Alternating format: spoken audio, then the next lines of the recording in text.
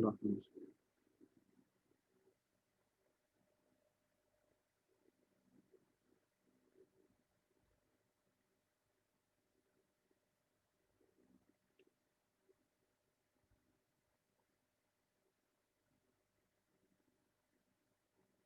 हुँ, हुँ।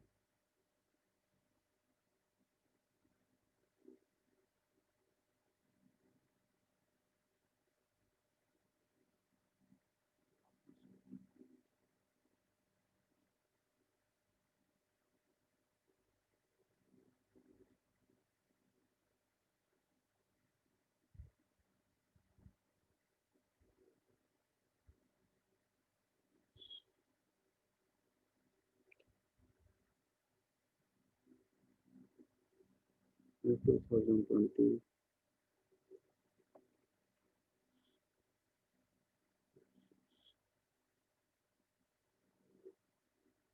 Zero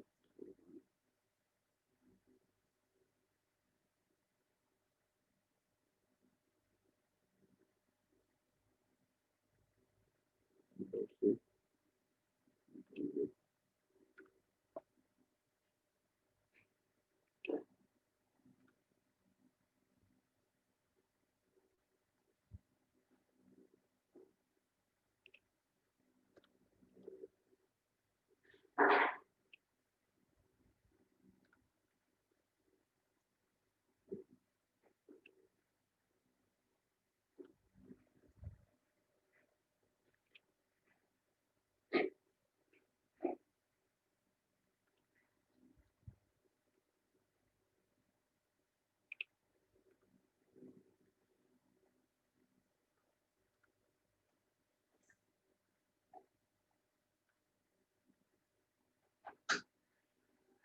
हुँ,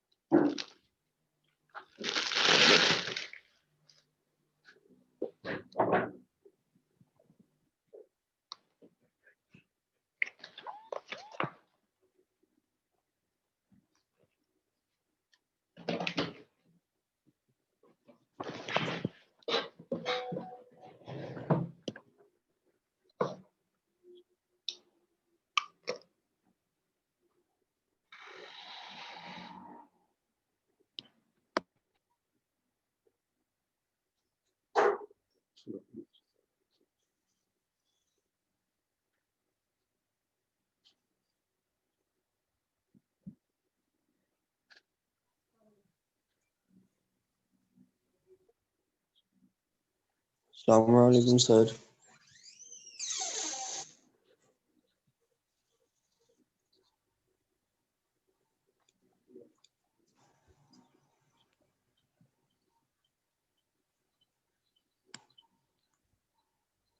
अस्सलाम वालेकुम।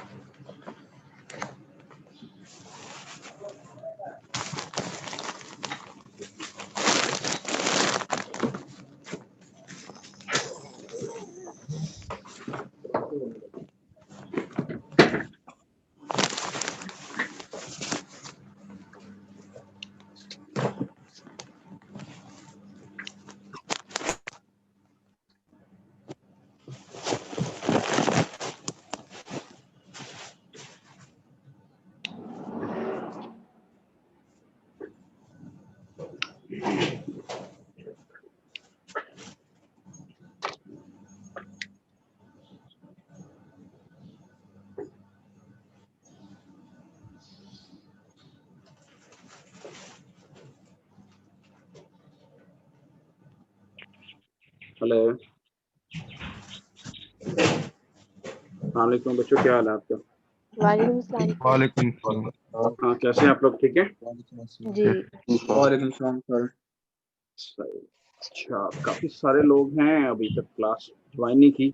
Group में भी टेक्स्ट किया है लेकिन बच्चों ने अभी तक ज्वाइन नहीं किया। हम 1-2 मिनट वेट कर लेते हैं, उसके बाद इंशाल्लाह शुरू करते हैं। जी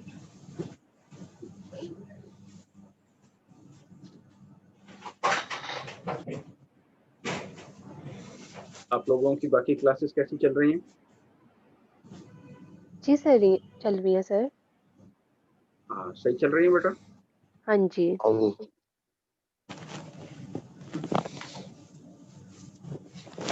किसी किस्म का बच्चों आप लोगों को प्रॉब्लम तो नहीं है? लिंक नहीं आता। लिंक नहीं आता। अच्छा, किन टीचर्स का लिंक नहीं आता?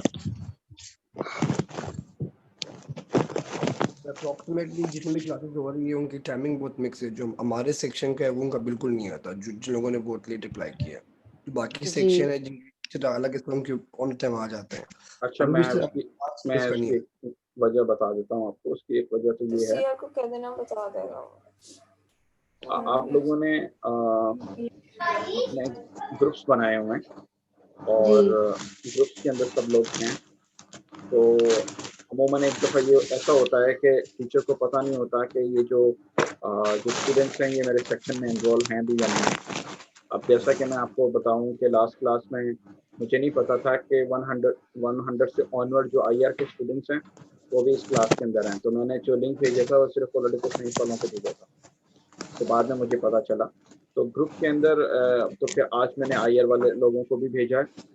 इस मतलब ये क्योंकि जो फर्स्ट वीक था वो somehow in one way the other के एक आपको पता है इंट्रोडक्शन का था, लेकिन अब आप लोगों की जो रनिंग सेशन हैं वो बड़े सीरियसली शुरू होंगे। तो आप लोगों से ये रिक्वेस्ट है कि अपने टीचर से मिलें, अपने सीआर बनाएं और उसको ये सारी डिटेल्स दें। इसके साथ अपने ग्रुप्स मेंबर्स को भी अपने ग्रुप्स के अंदर जाएं ताकि लिंक अगर वहाँ पे शेयर होता है, फॉर इंस्टेंस अगर टीचर किसी को ईमेल पे नहीं भेज पा रहा तो लिंक ग्रुप के अंदर अगर शेयर हो जाता है तो सारे लोग शेयर कर लें। ये दोनों तरीकों से यहाँ क्लास वगैरह हो जाए तो ज़्यादा बेहतर है। और बेटा कोई इशू आप लोगों को? सर, हमारी एडवाइजर से बात नहीं हो सकती। मतलब हम काफी दफा मिलने भी उनसे गए हैं तो अवेलेबल नहीं होती।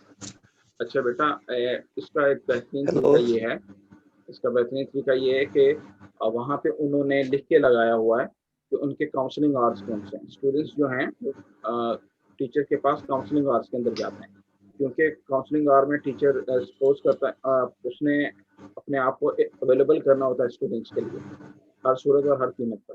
और अगर आप लोगों को कोई प्रॉब्लम इस किस्म का आ रहा है और तो आप काउंसलिंग आवर्स वगैरह नोट कर लें, वहाँ पे उस वक्त विजिट करें। अगर फिर भी वो नहीं होते हैं फॉर इंस्टेंस तो अपना एक पेपर के ऊपर मैसेज लिख के चले जाएं, ठीक है, कि हम आए थे, आप काइंडली बता दें कब होंगे जी आप लोग। तो दिस इज हाउ के आप कम्युनिकेट करते हैं अपने टीचर्स के साथ, एडवाइजर्स के साथ। ओके हेलो, बेटा? अस्सलाम वालेकुम। जी वालेकुम सलाम। जी बेटा कोई इशू है? सर ये सिलेबस आप बताएंगे हमें, सिलेबस कहाँ से पढ़ना है सर? बेटा मैंने लास्ट क्लास आपने ली थी, मैंने लास्ट क्लास के अंदर ये सारा कुछ बता दिया था। और फर्स्ट क्लास है सर, ये मेरी मेजॉरिटी है फर्स्ट सर, क्लास है उन सर। लोगों ने सारे फर्स्ट क्लास है। यही हमारी मसला आ रहा है सर कि सेक्शन वाइज जो फर्क आया था, कुछ लोगों जी ने जी 2 लेक्चर दिए और जो मेजॉरिटी अब हम यहाँ पर बच्चे बैठे हुए हैं सर, ये सबका फर्स्ट क्लास है सारे हाँ क्लासेस का। जी लेकिन आप परेशान ना हो इस मामले में।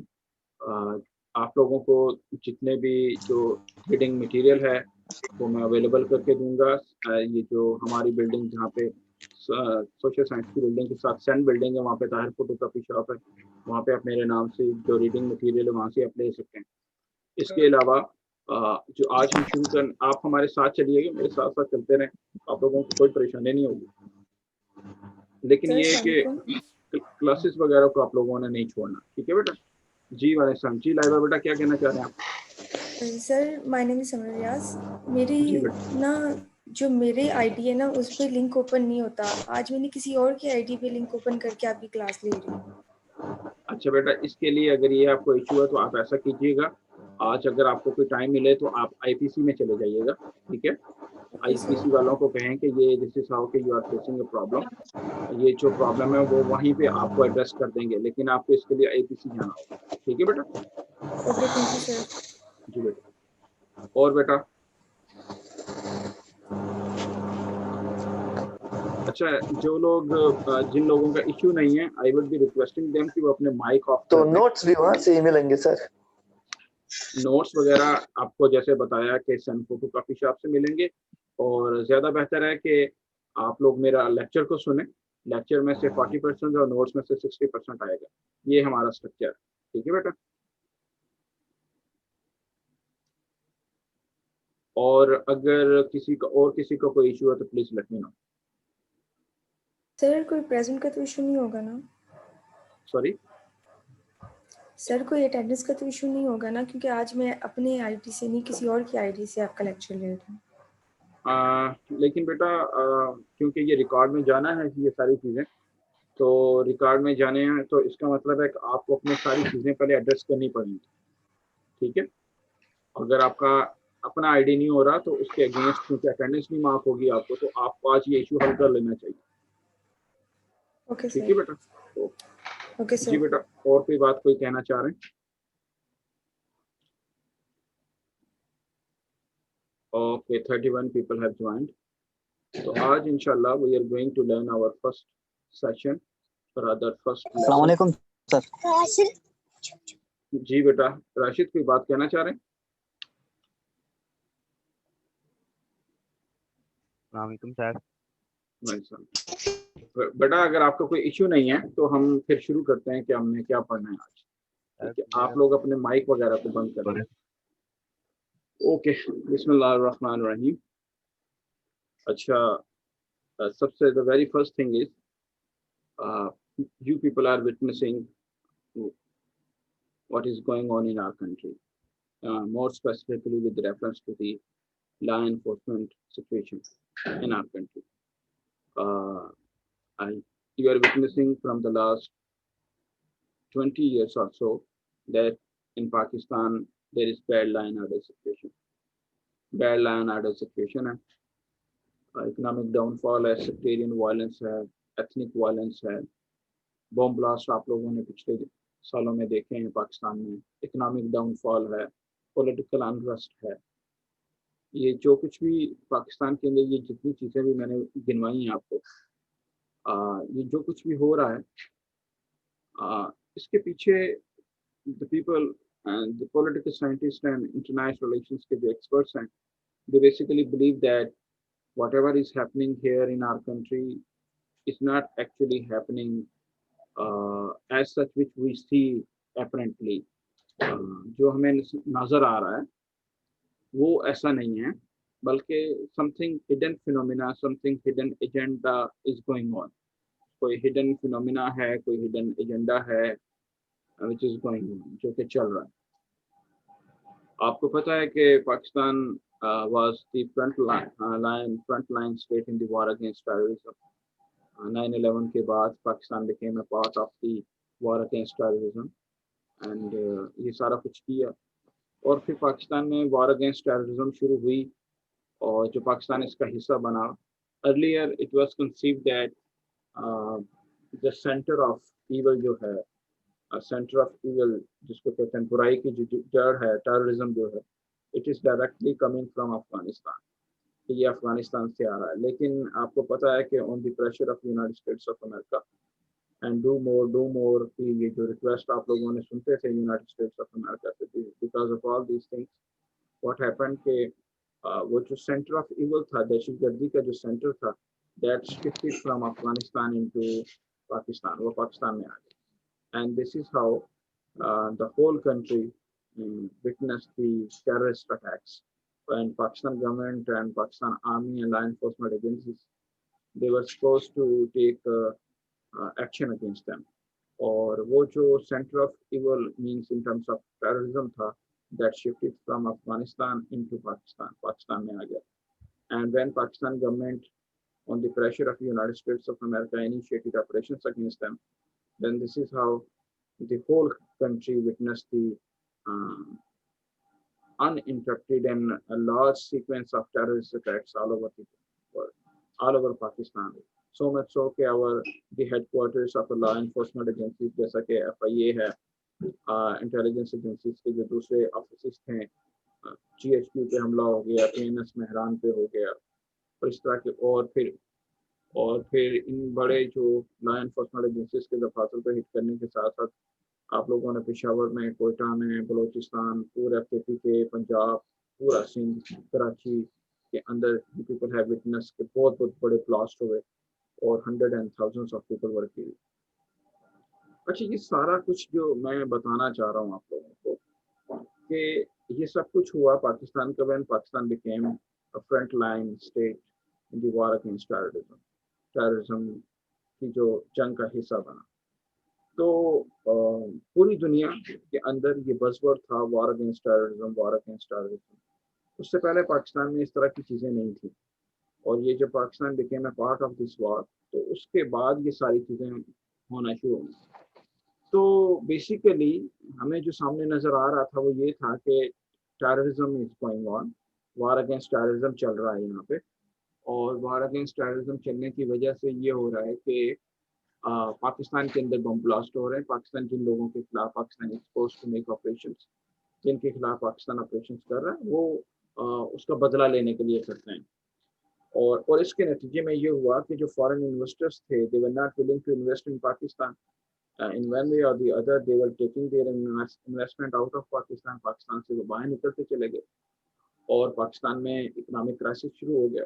उसके बाद पॉलिटिकल अनरेस्ट शुरू हो गया पाकिस्तान के अंदर, बैड लाइन ऑर्डर सिचुएशंस हुई, इकॉनमी बुरी तरीके से हमारी मुतासिर हुई, और कोई भी जो दुनिया की जो बड़ी कंपनी थी वो पाकिस्तान में विलिंग नहीं थी, क्योंकि उनका देवर ऑफ द ओपिनियन के यहाँ पर लॉ एंड ऑर्डर सिचुएशन बेहतर नहीं है कि and if we people are suppose to invest, अगर हमने इसके अंदर इन्वेस्ट करना है तो ऑटोमेटिकली क्या होगा कि ये हमारे लिए नुकसान का सबब बनेगा। तो दिस इज हाउ कि पाकिस्तान के अंदर problem started to happen, Pakistan में प्रॉब्लम्स होना शुरू हो गए। और ये 19-20 सालों में what we people have witness, we have seen के वार अगेंस्ट टेररिज्म। अच्छा, अब इस सारे फिनोमेना को the people who are having wisdom, they got there some insight of this whole phenomena, they are coming up with the idea कि this is not actually the war against terrorism। ये war against दहशतगर्दी के खिलाफ जंग नहीं थी। दहशतगर्दी के खिलाफ जंग एक बेसिकली बज़वर्ड है जो हमें नजर आ रहा, लेकिन something bigger is going on in the guys of war against terrorism। war against terrorism के गाइज में कुछ और हो रहा है। अब और क्या हो रहा है? अब ये यानी कि ये दहशतगर्दी के खिलाफ जंग नहीं है, बल्कि something is different is happening under the name of war against terrorism.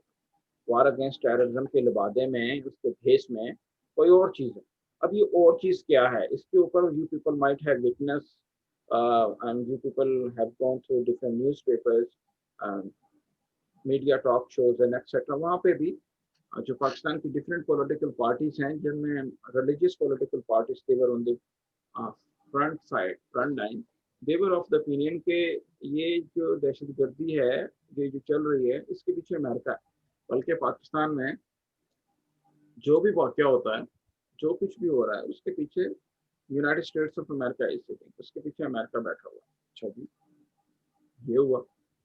तो फिर जो पॉलिटिकल साइंटिस्ट थे और जो इंटरनेशनल रिलेशंस के जो एक्सपर्ट्स थे, they started to find out कि what is actually going on, हो क्या रहा है भाई, इसको देखा जाए, चल क्या रहा है।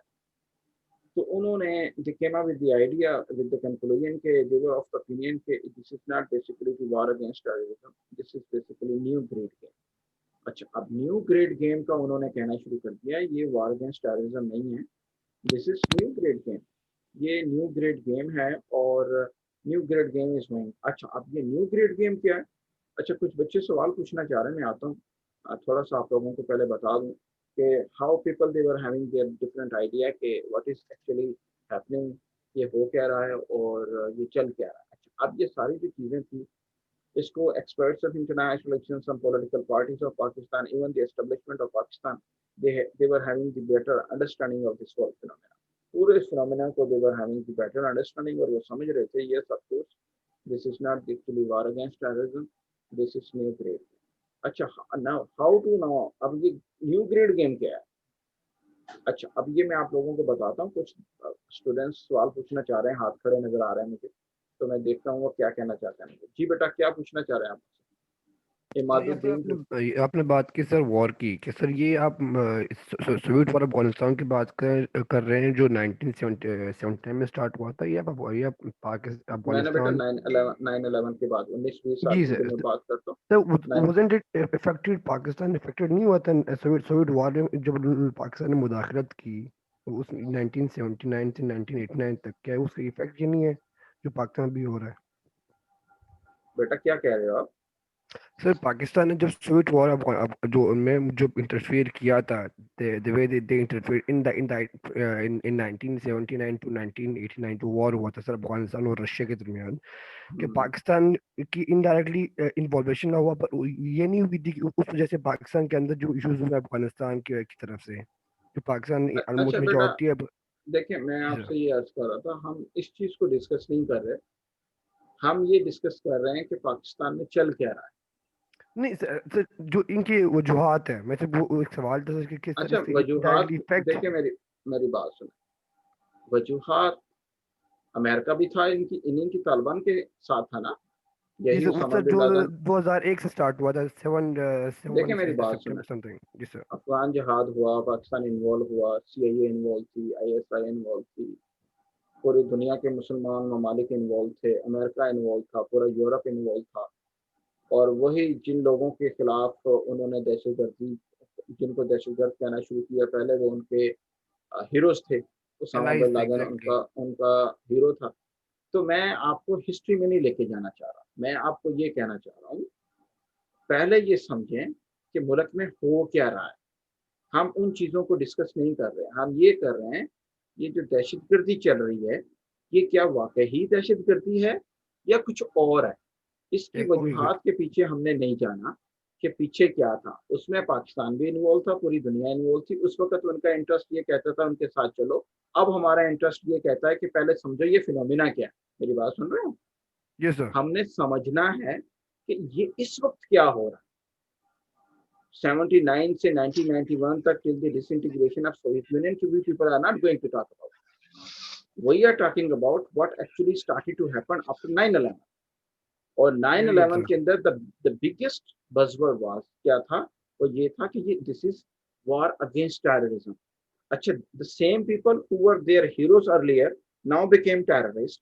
तो इसका मतलब है there is some conflict, why they were earlier heroes, now why they are terrorist. इसका मतलब है whatever the things which are shown to us, they were not actually the same thing that we people were witnessing. Something different was happening. Imad, मेरी बात समझ आ रही है आपको? Yes sir, getting it sir, thank you हमने so much. 9/11 से शुरू करना है, 9/11 से। Getting sir, thank you.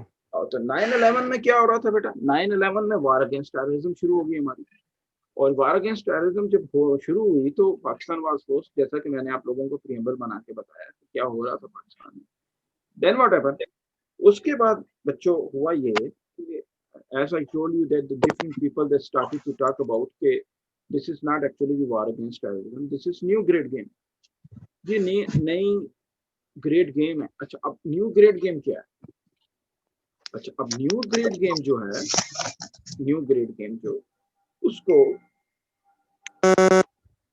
लोगों ने किस तरीके से डिफाइन किया?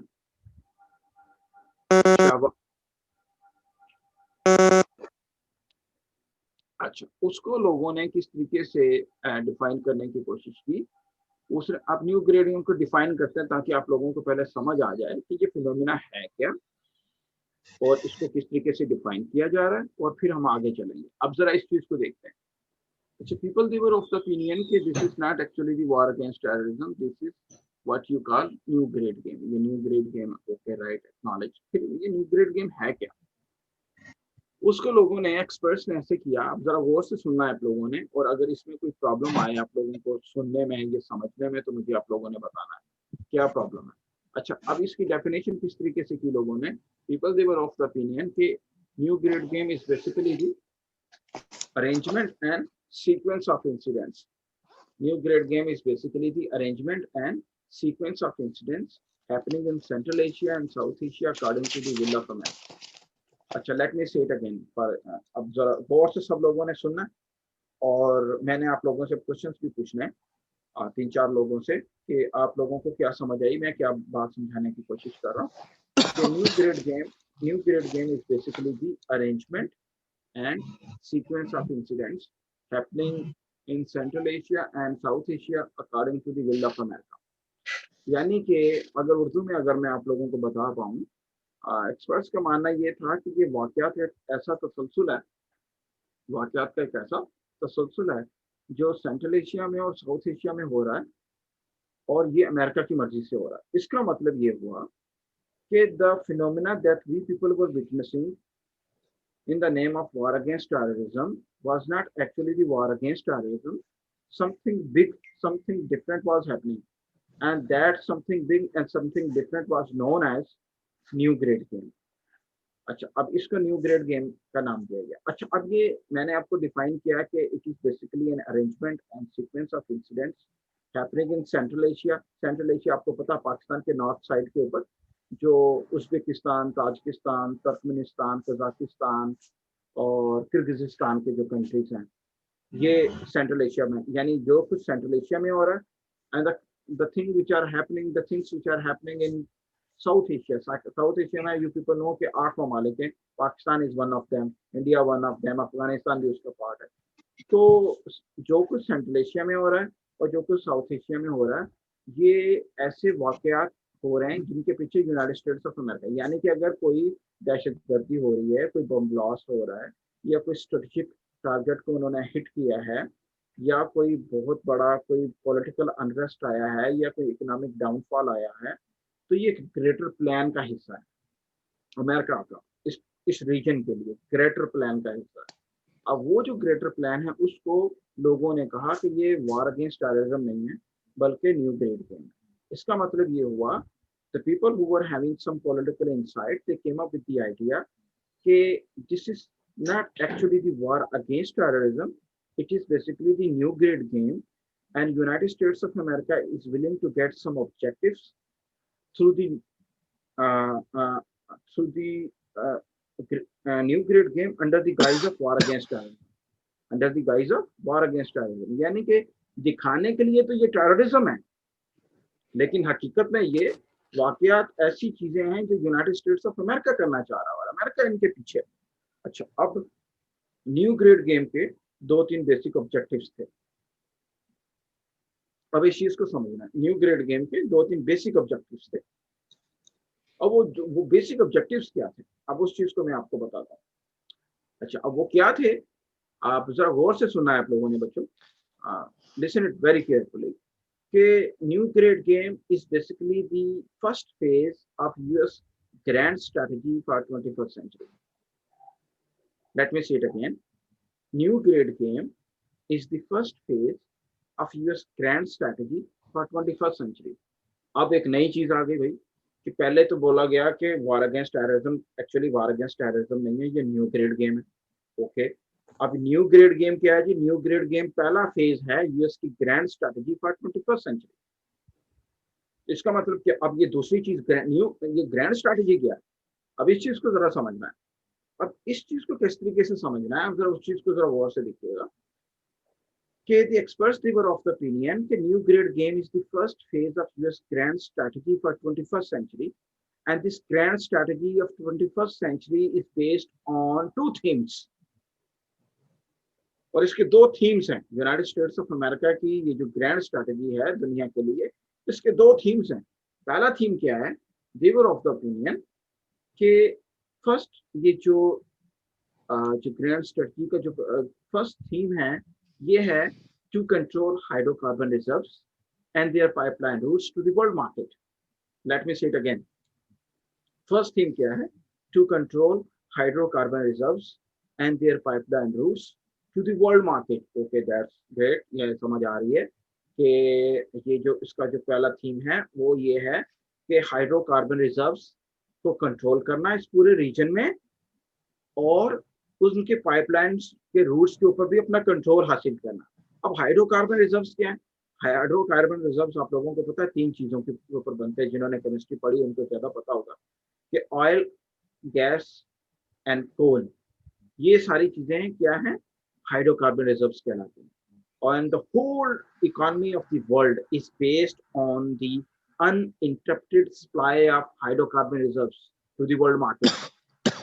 Uninterrupted supply of hydrocarbon reserves to the world market. जरा गौर से सुनिएगा, यानी कि अगर दुनिया में आप लोगों ने देखा होगा ईरान स्टेट ऑफ हुर्मुज के ये स्टेट हुर्मुज के ऊपर बैठा हुआ है अगर, और वो कहता है कि मैं इधर से किसी का जहाज नहीं गुजरने दूंगा, तो पूरी इंटरनेशनल मार्केट में क्या होता है, डॉलर की प्राइसेस बढ़ जाती हैं। अगर वो बंद नहीं करता, रोकता नहीं है, या मिडल ईस्ट में कोई क्राइसिस हो जाता है तो ऑयल की प्राइसेस बढ़ जाती हैं दुनिया में। या सऊदी अरबिया या रूस या जो ओपेक ममालिक हैं वो कहते हैं हमने ऑयल की प्रोडक्शन कम करनी है, तो डिमांड बढ़ जाती है और प्राइसेस। तो मतलब क्या है कि जो वर्ल्ड इकोनॉमी है वो directly depending on what, the uninterrupted supply of hydrocarbon reserves. और अगर जो बंदा हाइड्रोकार्बन रिजर्व्स के ऊपर कंट्रोल करेगा, what does it mean, that person would be controlling the world market and world economy. तो इसलिए new great game is known as the first phase of US grand strategy, and the grand strategy of United States of America is basically revolving around two themes.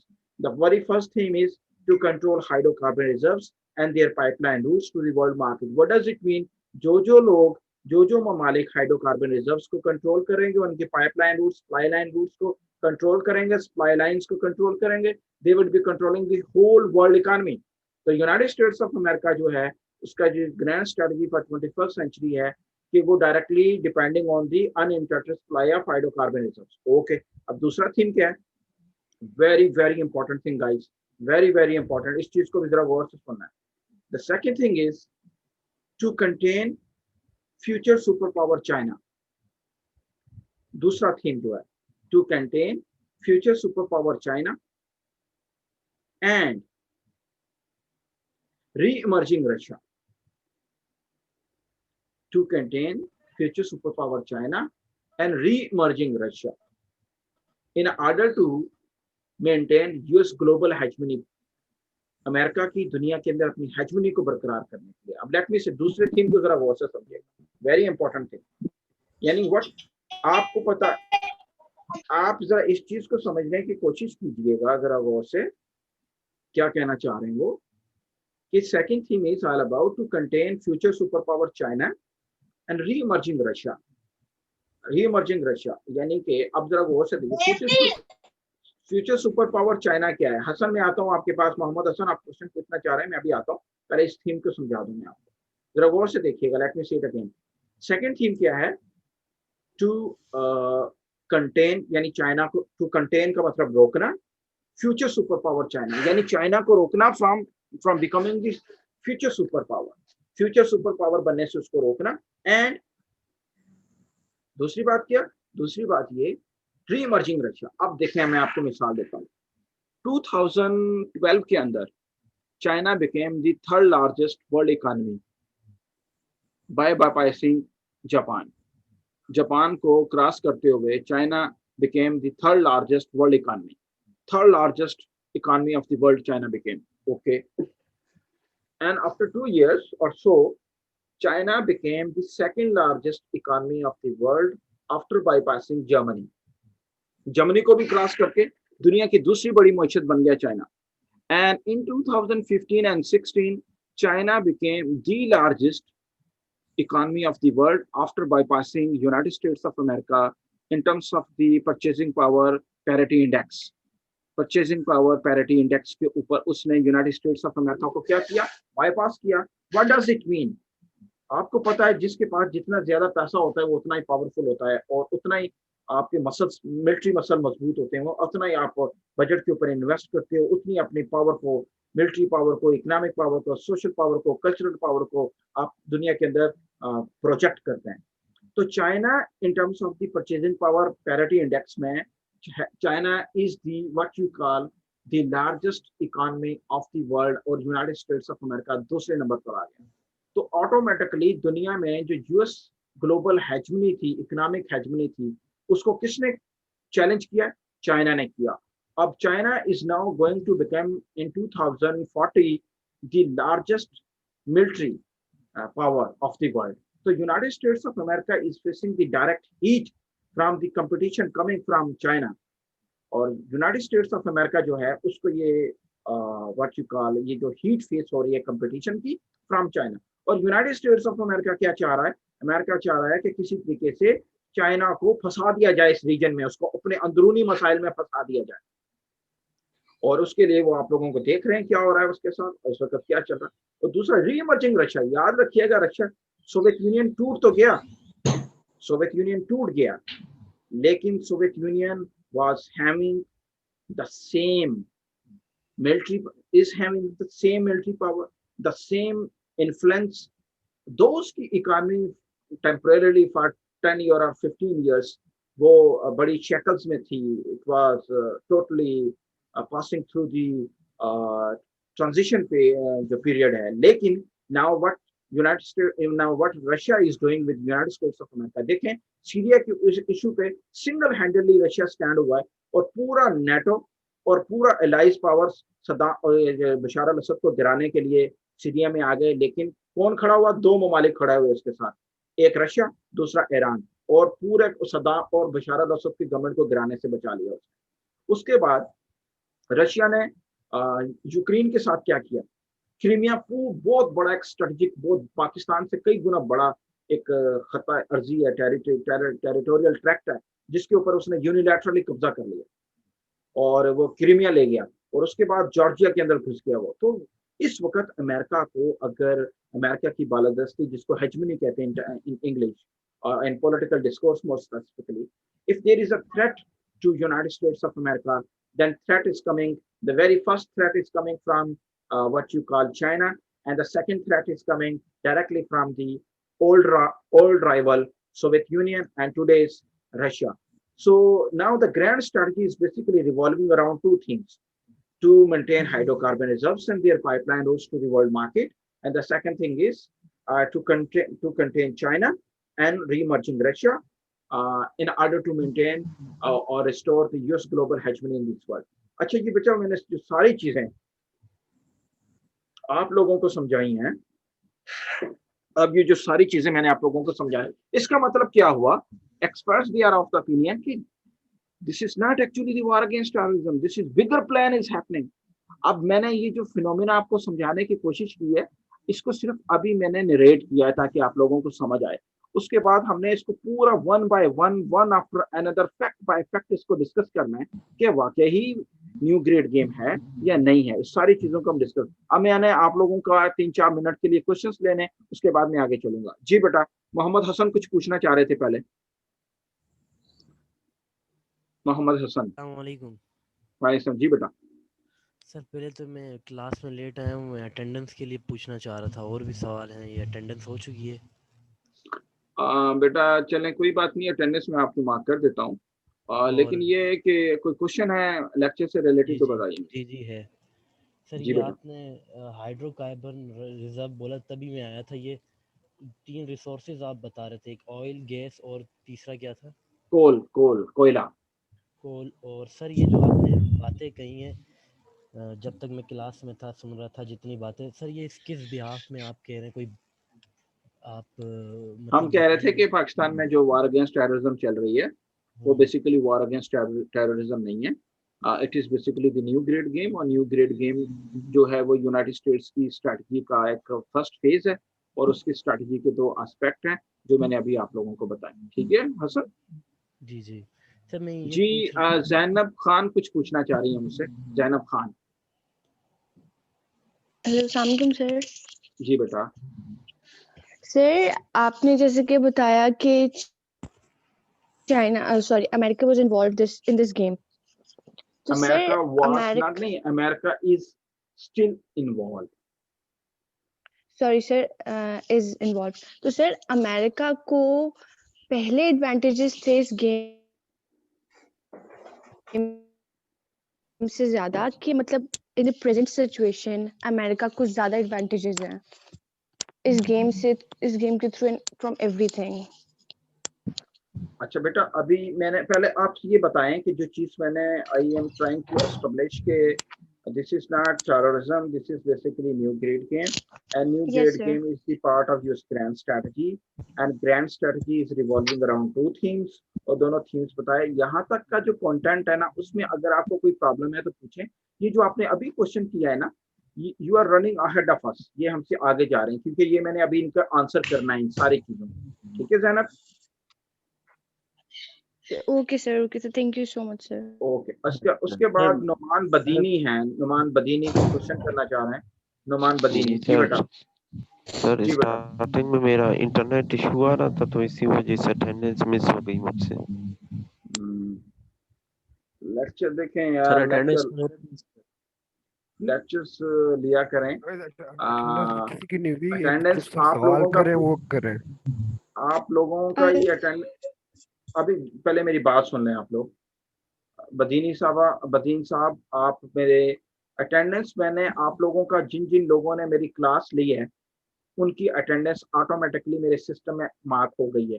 लेकिन अगर कोई बंदा आके मेरी class छोड़ के चला जाता है वो ऑटोमेटिकली एब्सेंट कंसिडर होगा, क्योंकि जो बच्चा एक दफ़ा क्लास में आ रहा है, कितने टाइम के लिए आ रहा है, 80% 85% वो मेरी परसेंट टाइम मेरी क्लास में होना चाहिए, तो उसकी अटेंडेंस मार्क होनी है ऑटोमेटिकली। मैं दूसरे लोगों की तरह नाम रोल कॉल कर करके मैं अटेंडेंस नहीं लेता। मैं किस तरीके से अटेंडेंस लेता हूँ, मैं लेता हूँ आप लोगों की प्रेजेंस और आप लोगों की पार्टिसिपेशन के साथ में लेता हूँ। तो जो लोग मेरी क्लास का मोर देन 85% लेक्चर सुनते हैं, मेरी क्लास में रहते हैं और क्वेश्चंस करते हैं, वो ऑटोमेटिकली मार्क हो जाते हैं, बाकी सब लोग एब्सेंट होते हैं। मेरी बात सुन रहे हैं आप? इसलिए आप लोग, if you are here, you are listening my lecture, you are raising questions, you are participating in my class, you would be considered present, otherwise I would mark you absent. अच्छा, अब एक माहम शबीर हैं, ये क्वेश्चन जी पूछना sir. चाह रही हैं। हाँ जी माहम सर, शबीर, आपने, जी बेटा। हाँ जी, रशिया के रिलेटेड आपने दो बातें कही हैं, एक ईरान और एक जॉर्जिया। सर ये दोनों बातें बस रिपीट कर दें दोबारा आप, कि किस तरह अच्छा, ईरान और जॉर्जिया। मैंने आपको कहा कि the second phase of US grand strategy is revolving around containing China and re-emerging Russia. तो पहले मैंने बताया कि चाइना किस तरीके से अमेरिका के लिए थ्रेट है, उसकी इकानमी के लिहाज से, मिलिट्री के लिहाज से वो थ्रेट बन रहा है। दूसरा मैंने बताया कि रशिया, जो जिसको लोग समझते थे कि Russia Soviet Union is disintegrated, और उसमें से जो रशिया निकला है, it is not as much powerful as it was being conceived earlier, कि जितना वो पहले पावरफुल था उसको कंसिडर किया, लेकिन अब वो दोबारा से इतना पावरफुल हो गया कि सीरिया के अंदर उसने यूनिलैटरली अमेरिका का मुकाबला किया, क्रीमिया के अंदर उसने यूनिलैटरली मुकाबला किया, जॉर्जिया में यूनिलैटरली उसने उसका मुकाबला किया। और इन्हीं वजूहात की बुनियाद के ऊपर अमेरिका को डायरेक्ट थ्रेट किस तरफ से आ रहा है, अब रशिया और चाइना से आ रहा है, और अमेरिका इन दोनों को मवालिक को रोकना चाहता है। That my idea. सर ये आपने जो वर्ड यूज किया है, जी सर। ओके सर जो आपने वर्ड यूज किया है यूनिलैटरल, इसका मतलब क्या होता है? यूनिलैटरल मैंने सिंगल हैंडेड, अकेले। अच्छा, अच्छा, ठीक हो गया। एक लाइबा नदीम है जो क्वेश्चन पूछना चाह रही हैं। लाइबा नदीम, अस्सलाम वालेकुम सर। जी बेटा। सर मैंने आपसे पूछना था, ये जो आपने बताया ये चाइना 2012 में वर्ल्ड थर्ड लार्जेस्ट इकोनॉमी बन गया था, उसके बाद आपने एक लाइन बोली थी जिससे वो क्या कहते हैं, नेट एरर आ गया था, मुझे समझ नहीं आया था सेकंड लार्जेस्ट कब बना था और किसके अगेंस्ट बना वो था? जर्मनी को उसने बाईपास किया है, ये 14 या 2 15 में years किया है, 2 साल के बाद तकरीबन। और after Germany, after bypassing Germany, वो it becames the second largest. ठीक है, okay, thank you. Then United States of America, और उसके बाद वो सबसे, ये जो टाइमलाइन है ये आप ऑनलाइन गूगल कर सकते हैं, आपको सही मिल जाएगी। लेकिन what I am actually trying to establish के वो third became after bypassing Japan, second became after bypassing Germany, and the largest economy after bypassing United States of America. क्या कट ऑफ ईयर था? You people can check it from Google as well. ठीक है, मैं अगर confuse नहीं हूँ और या अगर मैं मुझे सही क्लियर नहीं है, ठीक है, तो आप उधर से भी देख सकते हैं। अच्छा, एक लड़का है मोहम्मद हमजा, वो क्वेश्चन पूछना चाह रहे हैं, please Mohammad Hamza. Yes sir. जी बेटा। सर आपने बताया कि अमेरिका ने इन दो कंट्रीज को कंटेन करने के लिए वॉर अगेंस्ट टेरर का डिस्गाइज यूज किया, तो उस इन कंट्रीज को कंटेन करने के लिए डिस्गाइज वॉर अगेंस्ट टेरर का यूज करने की क्या जरूरत थी? उसका मैं अभी बताता हूँ आपको। कोई भी जो मुल्क है वो किसी भी मुल्क के ऊपर दिल में आया और हमला कर दे, ऐसा नहीं हो सकता, उसको एक्सक्यूजेस ढूंढने पड़ते हैं। ठीक है, और अफगानिस्तान में आने का मकसद उसको एक्सक्यूज मिला थ्रू दी 9/11, वो यहाँ पे आ गया।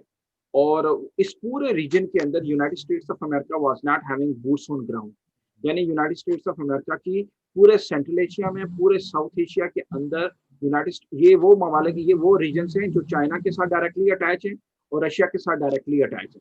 और अमेरिका ज्यादा बेहतर अंदाज में उनको इस तरफ से कंट्रोल नहीं कर सकता था अगर उसकी बूट्स ऑन ग्राउंड का क्या मतलब होता है, मिलिट्री प्रेजेंस ना हो, ठीक है। Yes. तो वार अगेंस्ट टेररिज्म के गाइस के अंदर के पास में उसको इस इलाके में प्रेजेंस मिल गई। अब वो यहाँ पे कंट्रोल, यहाँ पे रहकर चाइना को भी देख रहा है, रशिया को भी देख रहा है, सेंट्रल एशिया को भी देख रहा है, साउथ एशिया को भी देख रहा है, ठीक है। Yes, sir. Understood. ओके, और बेटा जी, बेटा और questions please. Okay sir, clear है। Abdul Basit want to yes sir. Sir एक बात पूछनी थी, जैसे जी, जी। अमेरिका गेम कर रहा है मतलब दूसरे मुमालिक के साथ, तो इस तरह कोई और मुल्क भी कर रहा है उसके साथ? देखें, अब क्योंकि इस वक्त वो उस वक्त सुपर पावर था, उस रीजन में आ गया। आपको पता है पाकिस्तान के बारे में, वॉर अगेंस्ट टेररिज्म के बाद दुनिया के अंदर कुछ ऐसे मैप पब्लिश हुए पाकिस्तान के बारे में कि जिसमें ये कहा गया कि Pakistan would be no more on the map of the earth by 2009 में कहा गया पाकिस्तान दुनिया के नक्शे से खत्म हो जाएगा। फिर 2012 के अंदर एक मैप आया and it was suggested that Pakistan would be no more. अब जो अमेरिका प्लान के साथ आया उसको किस तरीके से रीजनल कंट्रीज ने और मोर स्पेसिफिकली पाकिस्तान ने रिस्पॉन्ड किया, ये एक डिफरेंट स्टोरी है। और इसी वजह से पाकिस्तान ने ना सिर्फ पूरे के पूरे द मीनर्स ऑफ टेररिज्म को इस पाकिस्तान से अप्रूव किया, बल्कि पाकिस्तान की जो पॉलिसी थी that was basically being cherished by Pakistani establishment after the 9/11, जिसके ऊपर United States of America was coming up that Pakistan is having an ambivalent stance and Pakistan is double dodging, इसको हमें डबल डॉज कर रहा है और फिर डबल डॉज कर रहा है। तो पाकिस्तान ने अपने इंटरेस्ट को सबसे सामने रखा, वो हम डिस्कस करेंगे। और फिर अमेरिका इस रीजन से अगर जा रहा है और चाइना का जो ट्रिलियंस ऑफ डॉलर का जो प्रोजेक्ट रहा है उसकी वजह से इस पूरे रीजन की डायनामिक्स चेंज हो रही है और एक नई गेम शुरू होगी इस पूरे रीजन में, ठीक है। और हर मुल्क अपने इंटरेस्ट को प्रोटेक्ट करने के लिए वन वे और the other different kind of policies are being adopted and this is how Pakistan remained successful while eradicating the phenomena of terrorism whatsoever from Pakistan। लोग तो कहते थे पाकिस्तान खत्म हो जाएगा इस बार में। अच्छा, एक लड़का है अतीक हुसैन, ये पूछना चाहेंगे। जी अतीक बेटा। जी अस्सलाम वालेकुम सर। बेटा सर ये 9/11 के बाद जो पाकिस्तान वॉर अगेंस्ट टेररिज्म के खिलाफ जंग लड़ने लगा, इसमें ये खुद इन्वॉल्व हुआ या कि प्रेशराइज करके इन्वॉल्व करवाया गया? बेटा इसकी जरा गौर से सुन लीजिएगा। इसकी अगर खुद इन्वॉल्व हुआ तो इसकी क्या वजूहत है? मैं बताता हूँ बेटा। देखें, आपको पता 9/11 हुआ और लोग कहते हैं कि हमें क्या चाहिए था, हमें अमेरिका के साथ जबरदस्त डील करनी चाहिए थी, उससे बार्गेनिंग करनी चाहिए थी। और यूनाइटेड स्टेट्स ऑफ अमेरिका ने कहा था इधर यू आर विद अस और अगेंस्ट अस, या तो तुम हमारे साथ हो या हमारे खिलाफ हो, कोई बीच का रास्ता नहीं है। अगर आप कहते हो कि you are neutral, you can not remain yourself, you can not be a neutral person, इधर यू आर विद अस और यू आर अगेंस्ट अस, या तो तुम हमारे साथ हो या हमारे खिलाफ हो। And if you are against us, अगर तुम हमारे खिलाफ हो, we will be turning you into Tora Bora, और हम तुम्हारा सत्यानाश कर देंगे। मेरी बात सुन रहे हो आप?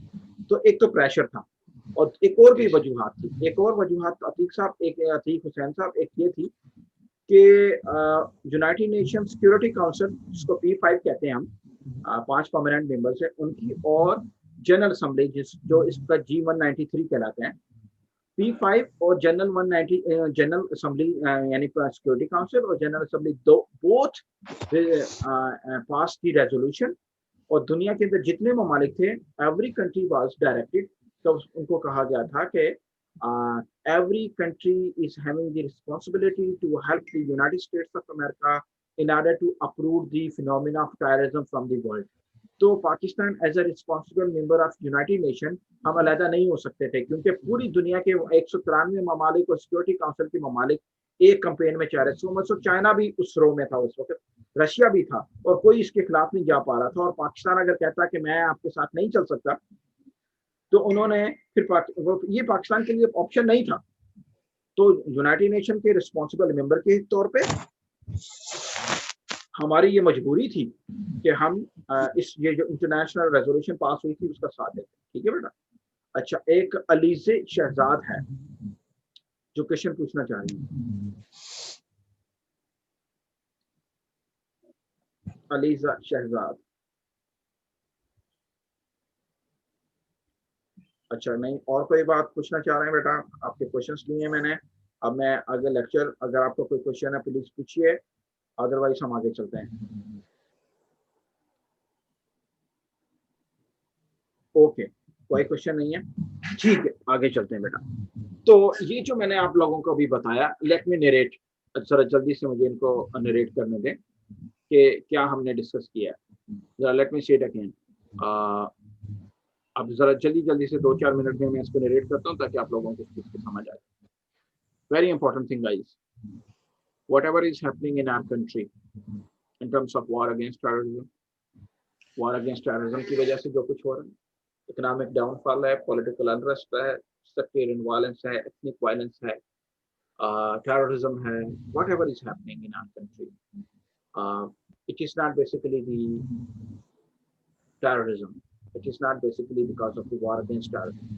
ये war against terrorism की वजह से नहीं है, तो किस वजह से है? People believe that this is not actually the war against terrorism, this is what we call new grade game, the new grade game. Okay,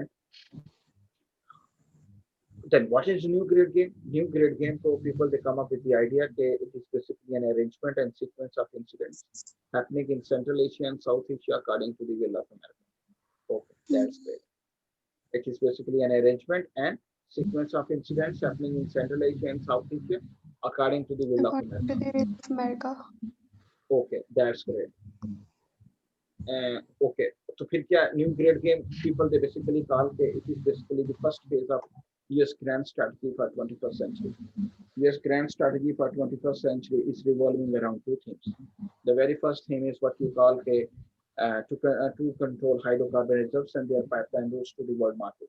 And the second thing was they were of the opinion to contain China and re-emerging Russia in order to maintain US global hegemony in this world. Okay guys, यहाँ तक सारी बातें ये मैंने जल्दी से आप लोगों को समझाने की कोशिश की। अब आगे चलते हैं। अच्छा, अब लोग कहते हैं the people they usually come up with the idea that okay, if it is not basically the war against terrorism, it is basically the new grade game, तो फिर ये चल क्या रहा है, ये हो क्या रहा है, इस सारे पूरे फिनोमेना को समझिए। अब इसको समझने के लिए ना थोड़ा सा मैं आप लोगों को बताता हूँ। ये जो पहला फेज है to control hydrocarbon reserves and their pipeline routes, अब इस फिनोमेना को मैं एक्सप्लेन करूंगा आप लोगों के सामने ताकि आप लोगों को ज्यादा बेहतर अंदाज में समझ आ जाए। जरा गौर से सुनिएगा। To control hydrocarbon reserves and their pipeline routes, यानी कि दुनिया के लिए, दुनिया में पावरफुल स्टेट के लिए या यूनाइटेड स्टेट्स ऑफ अमेरिका के लिए हाइड्रोकार्बन रिजर्व्स की कितनी इंपॉर्टेंस है, अब जरा गौर से देखिएगा। और ये how it is directly related to the world economy, ये वर्ल्ड इकोनॉमी के साथ कैसे रिलेटेड है, अब इस चीज को जरा गौर से समझिएगा बच्चों। जरा सबसे इम्पोर्टेंट बात ये है कि after the disintegration of Soviet union की डिसइंटीग्रेशन के बाद around 15 newly independent state emerged out of the Soviet union. तो 15 के करीब न्यूली इंडिपेंडेंट स्टेट्स आजाद हुई, जिनमें आज का जो सेंट्रल एशिया के स्टेट्स हैं जिसमें ताजिकिस्तान है, उज्बेकिस्तान है, किर्गिजिस्तान है, तुर्कमेनिस्तान है और कजाकिस्तान है, ये जो कंट्रीज हैं ये भी आज़ाद हुए 1991 में।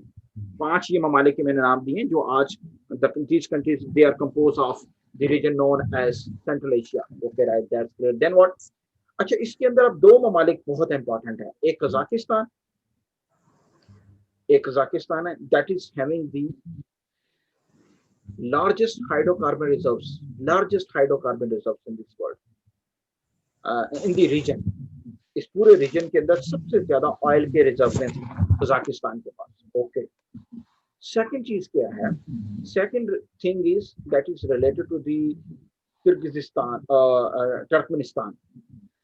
अब ये it is known as the what you call the largest country, third largest reserve इसके पास है दुनिया में ऑफ गैस रिजर्व।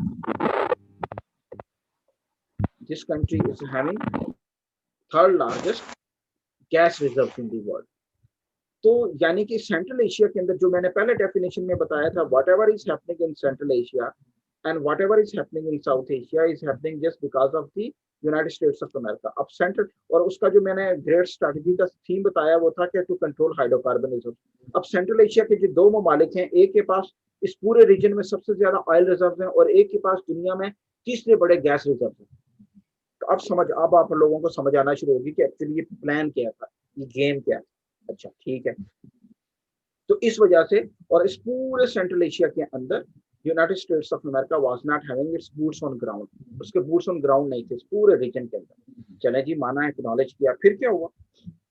फिर ये हुआ कि अब ये जब after the disintegration of Soviet Union, जो भी न्यूली इंडिपेंडेंट स्टेट्स थी, they were suffering from political, social, economic unrest, instability. और यूनाइटेड स्टेट्स ऑफ अमेरिका जो था, उसने क्या किया, उसने आगे बढ़ा, यूएस अमेरिका आगे आया और उसने ये सेंट्रल एशियन जो स्टेट्स थी, United States of America took them in area of responsibility, और इन सारी स्टेट्स को अपने एरिया ऑफ रिस्पांसिबिलिटी में ले लिया। एरिया ऑफ रिस्पांसिबिलिटी यानी कि एरिया ऑफ रिस्पांसिबिलिटी का मतलब है कि मैं इन ममालिक में सोशल, पॉलिटिकल और इकोनॉमिक स्टेबिलिटी के लिए मैं इनको पैसे दूंगा, मैं यहाँ पे स्टेबिलिटी लेकर आऊंगा, मैं रिफॉर्म्स लेकर आऊंगा। अच्छा जी, गुड हो गया। फिर क्या हुआ?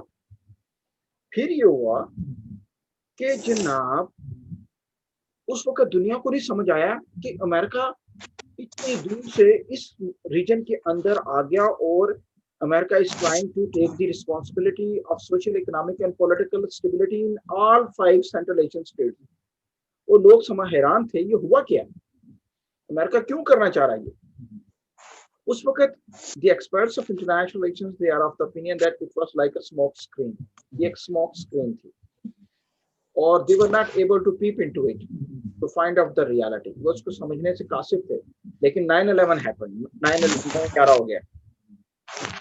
अच्छा, अब 9/11 से पहले क्या चल रहा था यहाँ पर? 9/11 से पहले भी अमेरिका की कुछ कंपनियां थी जो तालिबान के साथ एग्रीमेंट्स कर रहे थे कि हम सेंट्रल एशिया से ऑयल और गैस पाइपलाइन निकालेंगे और जो अफगानिस्तान से होते हुए पाकिस्तान और पाकिस्तान के ग्वादर से पूरी दुनिया में जाएंगे। तो 9/11 हो गया। अब तालिबान उनके साथ रिकंसाइल कर रहे थे या नहीं कर रहे थे, but the thing is United States of America ये जो एमी बैठे बैठाए उसने सारे 5 ममालिक की रिस्पॉन्सिबिलिटी ले ली कि I will be bringing social, economic and political reforms, I will be funding them, I will be bringing reforms और इंप्रूवमेंट लेकर आऊंगा। तो अब लोगों को समझ आना शुरू हुआ कि अमेरिका चाह क्या रहा है बेसिकली। वो तो उसकी सारी नजर यहाँ के हाइड्रोकार्बन रिजर्व्स के ऊपर है और ऊपर से 9/11 हो गया। अब 9/11 का क्वेश्चन जरा गौर से सुन लीजिएगा। हमारे पास 2 किस्म की इंफॉर्मेशन है। एक इंफॉर्मेशन ये है कि 9/11 was being done by Osama bin Laden and Al-Qaeda. Al-Qaeda was involved in 9/11. अच्छा, अब ये हमें कहाँ से पता चला? These are the information that we have gone through, we have taken from the different newspapers or media talk shows, etc. और एक और भी पॉइंट ऑफ व्यू है कि ये CIA की इनसाइड जॉब थी, ये CIA की इनसाइड जॉब थी, CIA ने ये खुद किया। अच्छा, तो ये दोनों चीजें हमें समझ में आ रही हैं, तो हम किस चीज को माने?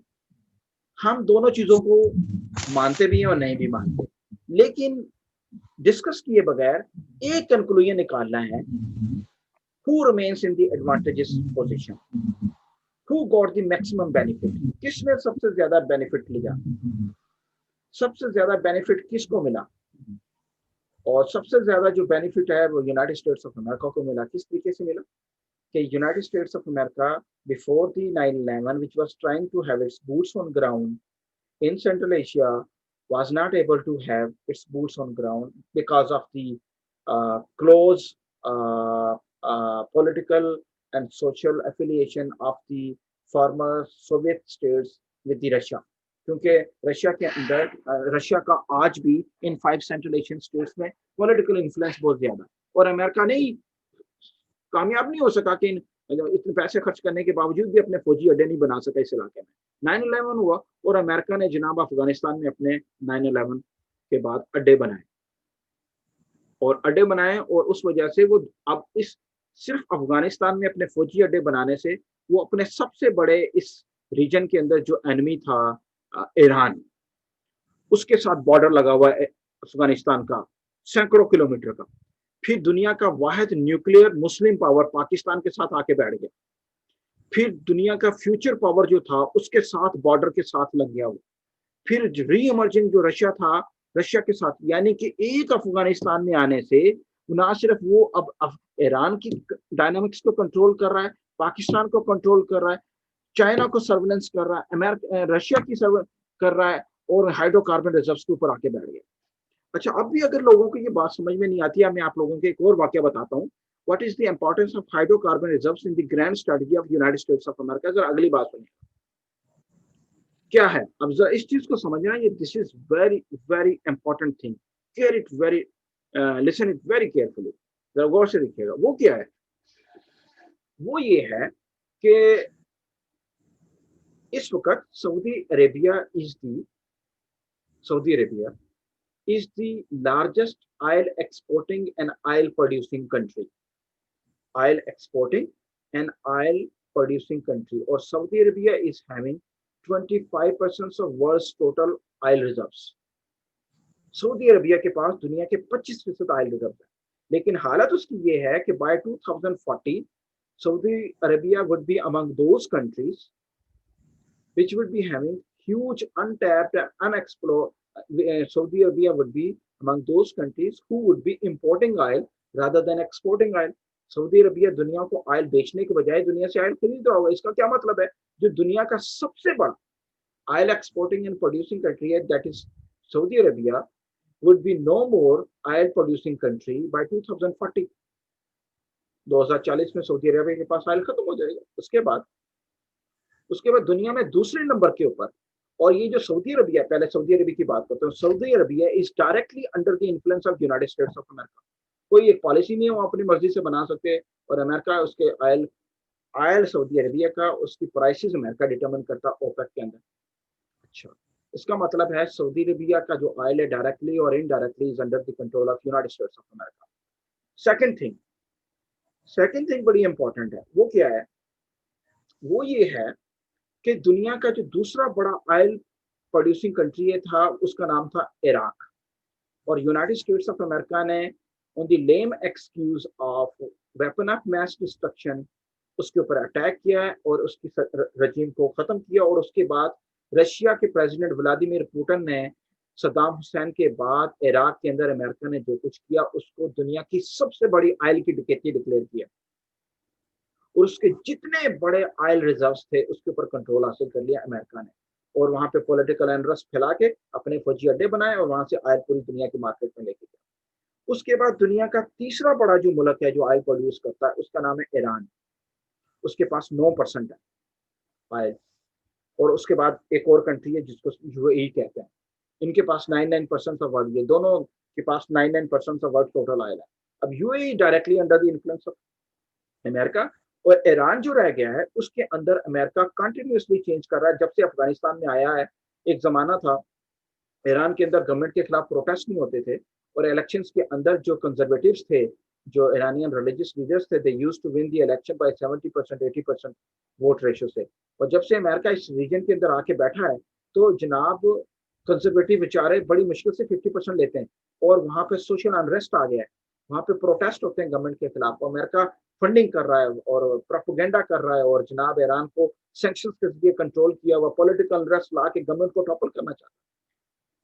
तो बच्चों, ये मैं आपको कह रहा हूँ, ये जो पहला थीम है, the first theme of the grand strategy to control hydrocarbon reserves and their pipeline roads to the world market. America ने दुनिया में, और फिर लीबिया के साथ क्या किया? Libya was having 2% of world's total oil, 2% थे उसके पास, और लीबिया को उसने चेंज किया, इराक को उसने चेंज किया, बशार अल असद को चेंज करने की पूरी कोशिश की, और उसके बाद जनाब ये जो सऊदी अरबिया का ऑयल वैसे कंट्रोल में ले लिया, और फिर जनाब ईरान के अंदर चेंज लाने की कोशिश कर रहा है।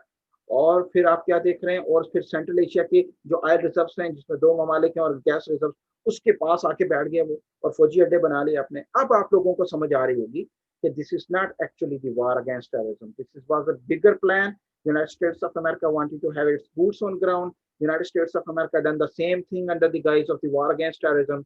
And 9/11, whether it was being done by the CIA or it was done by the Al-Qaeda whatsoever, but United States of America took the opportunity, exploited this opportunity, and this is how, with the single click of pen, United States of America is now getting multiple benefits. और बेपनाह उसने यहाँ से फायदे उठाए। और अफगानिस्तान के जो reserves हैं, अफगानिस्तान के अंदर जो मिनरल्स हैं, उनकी जो कॉस्ट बताई गई वो ट्रिलियंस ऑफ डॉलर्स हैं। और यूनाइटेड स्टेट्स ऑफ अमेरिका अब तालिबान के साथ एग्रीमेंट करके अपने फौजी अड्डे अफगानिस्तान में बरकरार रखना चाहता है। वो नहीं चाहता कि वो यहाँ से किसी तरीके से चला जाए। और जो तालिबान है और जो दूसरी सुपर पावर हैं, चाइना और जो रशिया और पाकिस्तान की मदद से, this is how they are showing their spine, they are showing their spine, they are showing their resistance, and this is how they are trying to become again the one of the largest and the biggest power in Afghanistan. And automatically this is the thing that is not being accepted by United States of America. And now the new grade game is unfolding. अब ये उस पहले तो United States of America was unilaterally doing whatever United States of America was willing to do, but now China is involved, Russia is involved, Pakistan is involved, Iran is involved. हर वो country that was perceiving that their national interest is under attack because of the presence of United States of America in Afghanistan, now they are trying to come up with their own policies. And this is how a platform of resistance is being initiated by these regional powers against the US agenda. अच्छा, अब इसके ऊपर मैं questions लेना चाहता हूँ। बेटा मेरी बात समझ आ रही है आप लोगों को, नहीं आ रही? यस सर, आ रही है। आ रही है सर। सर बहुत अच्छी समझ। That's great, that's really yes sir, great. आ रही है समझ। अब आप लोगों को समझ जी आ आएगा। रही है समझ। Okay, that's great. अब आप लोगों को समझ आएगा कि this was not actually the war against terror, and United States of America was not willing to see Pakistan getting successful and coming out of this phenomenon of terrorism. ये तो बनाया गया systematically war against terrorism को अफगानिस्तान से लाकर पाकिस्तान में और पूरी दुनिया को बताया गया कि ये टेररिज्म पाकिस्तान कर रहा है और इसके न्यूक्लियर एसेट्स को ले लिया जाए और इसको न्यूट्रलाइज कर दिया जाए और पाकिस्तान को एग्जॉस्ट कर दिया जाए, इसकी इकोनॉमी को इतना कमजोर कर दो, इसके पॉलिटिकल अनरेस्ट लोगों को। अब ये देखें, लिसानी बुनियादों के ऊपर, एथनिक बुनियादों के ऊपर पाकिस्तान में कितनी मूवमेंट्स चल रही है। जाग पंजाबी जाग, सराकिस्तान की मूवमेंट चल रही है, महाजरिस्तान की चल रही है, सिंधु देश की मूवमेंट चल रही है, ग्रेटर बलोचिस्तान की चल रही है, लर और बर अफगानिस्तान की मूवमेंट चल रही है, बलारिस्तान की गिलगित में चल रही है। तो ये सारे फंडिंग कर रहे हैं और पाकिस्तान को they are basically trying to systematically weak socially, economy, politically, culturally, religiously, हर लिहाज से। और इसके ऊपर सिर्फ there is only one institution, एक ही इंस्टीट्यूशन है that is standing in front of them, that is Pakistan army. और पाकिस्तान आर्मी के बाद ये जो दहशतगर्दी है, इसके पीछे वर्दी है, इन लोगों को पता नहीं है। आप इस पूरे फिनोमिने को समझने के लिए मैं आप लोगों को एक बात कहना चाहता हूँ, वो क्या है? That is what you call the game theory. दो चीजों को लड़ाओ और तीसरा बंदा लड़ाता है, और दोनों जो चीजें लड़ रही होती हैं वो दोनों अपने आप को हक पे समझती हैं। अब पाकिस्तान के अंदर ये चीजें लड़ रही हैं, दोनों चीजें अपने आप को हक पे समझती हैं। फोर्सेस भी अपने आप को हक पे समझती है, और ये जो दूसरी कुव्वतें लड़ रहे हैं पाकिस्तान के साथ रीजनल, वो भी अपने आप को हक पे समझती हैं। और तीसरा जो पावर है, जिसको गेम थ्योरी के अंदर जिसको कहते हैं, वो इन दोनों को लड़ा रहा है, इन दोनों की वीकनेसेस को एक्सप्लॉइट कर रहा है, और ये दोनों लड़ रहे हैं। This is how who is getting weaker? Pakistan, our beloved country is getting weaker, और इस वजह से वी पीपल आर सफरिंग। बच्चों मेरी बात समझ आ रही है कि नहीं आ रही? जी सर। अच्छा, अब मैं क्वेश्चन लेना चाहता हूँ, यस सर। 3-4 क्वेश्चन में लेना चाहता हूँ प्लीज। Yes sir, sure. तो क्वेश्चन पूछिए बेटा, जो सवाल पूछना चाह रहे हैं मुझसे। सर तो सवाल ये सर, डू यू पाकिस्तान के अंदर कोई और है? पाकिस्तान के अंदर कोई ऐसे रिसोर्सेज जिसमें ऑयल, गैस या कोल के? हाँ, क्या बात की माँ, तुमने मेरे दिल की बात कर ली। पाकिस्तान के हाइड्रोकार्बन रिजर्व्स की अगर मैं आपको बात बता दूं तो आप लोगों की आंखें खुल जाएं। सिर्फ एक छोटा सा फिनोमिना मैं आप लोगों को समझाता हूँ। वो क्या है कि आप लोगों ने केमिस्ट्री पढ़ी है, केमिस्ट्री के अंदर आप लोगों ने केमिकल रिएक्शंस चीज़ों को पढ़ा है। उसके अंदर आपको पता है कि ये जो गैस है ना, ये वेपर्स हैं किसके? ऑयल के। गैस क्या है? गैस क्या है? वेपर्स हैं किसके? ऑयल के। वो गैस जो हम 1952 से आज तक यूज कर रहे हैं, वो गैस आज तक खत्म नहीं हुई। आप देगची के अंदर पानी रखते हैं, पानी जब उबलता है तो उसके ऊपर भाप कितनी बनती है? थोड़ी सी बनती है। और ऑयल कितना होता है? पाकिस्तान के अंदर इतना ऑयल है, ये मैं बताऊंगा इंशाल्लाह जब बलोचिस्तान का इशू आप लोगों को पढ़ाऊंगा, उसमें आप लोगों को समझ आएगी कि ये क्या हो रहा है पाकिस्तान के अंदर। यानी जो वेपर्स नहीं खत्म हो रहे तो ऑयल कितना होगा? अच्छा बेटा, यही मेरा इंटरेस्ट नहीं है कि ये द ग्रेट गेम है।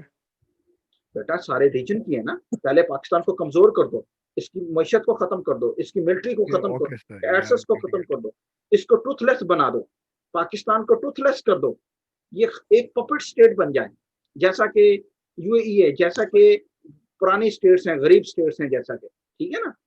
एक बच्चा अजमल खान था, एक सही, क्वेश्चन और पूछना यही चाह रहा था मुझसे, बेसिक रीजन भी है कि यस सर। बलूचिस्तान डाउन हो जा रहा है। अजमल खान क्वेश्चन पूछना चाह रहा था, मुझे बताइए। सर वो आपने बात की बलूचिस्तान के हवाले से, आपने कहा था कि मैं नेक्स्ट लेक्चर में बलूचिस्तान के हवाले से बताऊँ, वही बलूचिस्तान के हवाले से था, क्योंकि अगर आप सोने की बात करें ना सर, सबसे ज्यादा रिजर्व इस टाइम बलूचिस्तान में है सर।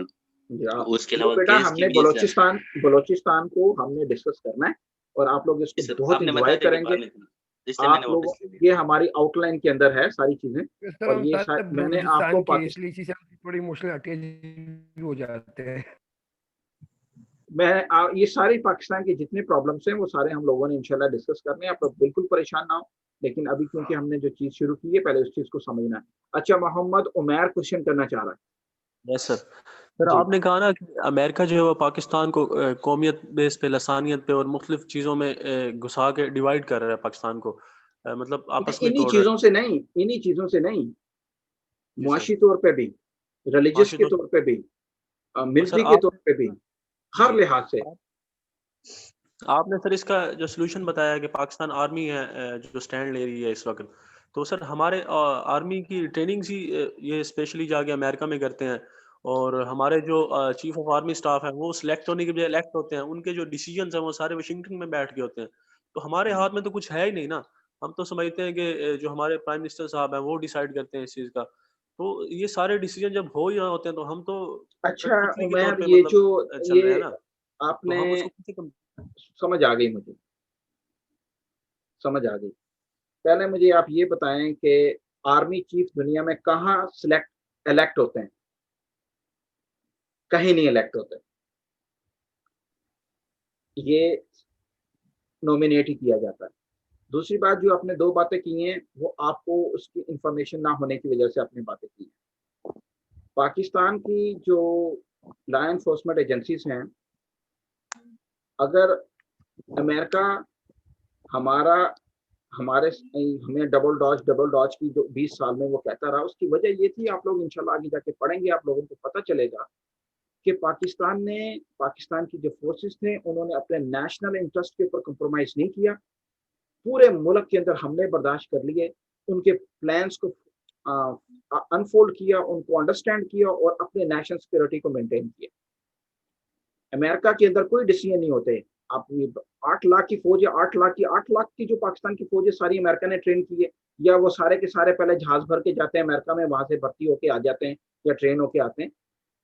पूरे काकुल के अगर 250 लोगों का बैच निकलता है तो उसका जो टॉपर होता है 1 या 2 या 3 लोग, वो जाते हैं सैंडहर्स्ट में, रॉयल सैंड अकेडमी के अंदर ब्रिटेन में चले जाते हैं या अमेरिका में चले जाते हैं।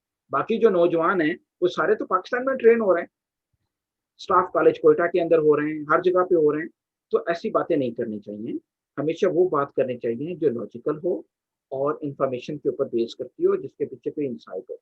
हम असल में प्रोपेगेंडा इतना हो गया हमारी लॉ एनफोर्समेंट एजेंसीज के खिलाफ, ये जो इसको हाइब्रिड वारफेयर का नाम इसलिए दिया जाता है कि सबसे पहले उन इंस्टीट्यूशंस को तबाह करो, उनके ऊपर क्वेश्चंस खड़े कर दो जो मुल्क में सबसे ज्यादा तकद्दुस रखने वाले हैं लोगों ने। और किसी भी कौम को तबाह करना हो ना, उसके जो सबसे सुप्रीम लीडर्स होते हैं उसके ऊपर क्वेश्चंस करो।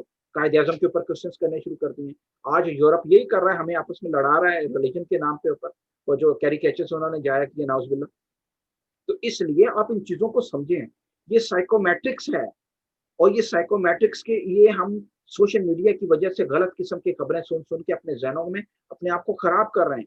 आप लोग जब हकीकत को समझोगे तो आप लोगों को तब पता चलेगा what is actually going on. ये तो मैंने अभी आपको 1-2 मिनट का एपिटाइजर दिया, अभी ये तो सारा लेक्चर आपने सुनना है और इंशाल्लाह बड़ा कुछ पता चलेगा। राशिद अली कोई बात पूछना चाह रहे हैं? जी प्लीज,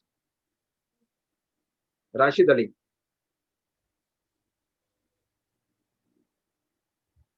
ओके, माहम पूछना चाह रही हैं कोई क्वेश्चन?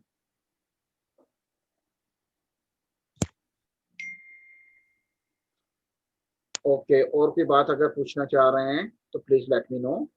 अच्छा बेटा, इसी पॉइंट से नोट्स आप लोग new grade hello sir, sir क्या अमेरिका कामयाब हो गया सर सेंट्रल एशिया में अड्डे बनाने में कामयाब हो गया कि नहीं सर? ताजिकिस्तान वगैरह में अफगानिस्तान में उसने बनाए इस वक्त उसके 40 के करीब अड्डे हैं। तो ताजिकिस्तान में कामयाब नहीं हुआ ना सर? ताजिकिस्तान में इंडिया चला गया। ताजिकिस्तान का एक इलाका है फखोर जिसके ऊपर इंडिया ने अपना अड्डा बना लिया। ठीक है जी, उमैर कोई बात पूछना चाह रहे हैं? सर मेरा अटेंडेंस नहीं हुआ है सर। सर मैंने भी अटेंडेंस की बात करनी थी, मैंने पूरा लेक्चर लिया लेकिन अटेंडेंस नहीं लगी बस। लग जाएगी, don't worry about that. Mujibur Rahman पूछना चाह रहे हैं कोई क्वेश्चन मुझसे? सर मेरा अटेंडेंस करवाइए प्लीज। यार ये जैसे ही लेक्चर खत्म होना है ये अटेंडेंस माफ हो जानी है, डोंट वरी अबाउट दैट। जिन जिन लोगों ने अटेंड किया उन्हीं की। मजीब कोई बात पूछना चाह रहे हैं? मुजीबुर रहमान सर अटेंडेंस करवाइए please. Okay okay guys, I thank you much. आप लोग सन बिल्डिंग से मेरे नोट्स वगैरह ले लीजिएगा, उसको पढ़े और फिर अगला क्लास भी हमने इसी के ऊपर करना और पढ़कर आइएगा, डिस्कशन होगी। Okay, I thank you. Okay sir, see you, अल्लाह हाफिज़।